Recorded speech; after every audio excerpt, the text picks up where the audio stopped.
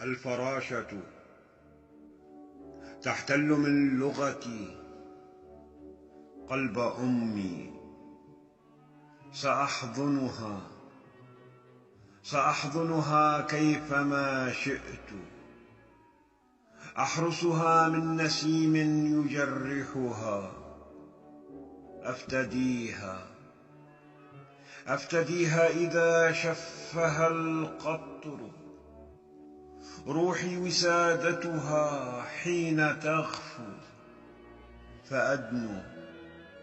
فأدنو إليها، أقلدها عشب قلبي نشيدا، سأطلق خيل حنيني رغيدا، أنوء بها عن عيون الرماد بعيدا. أخاف إذا احترقت أن تسيل دموعي إلى أبد الراحلين.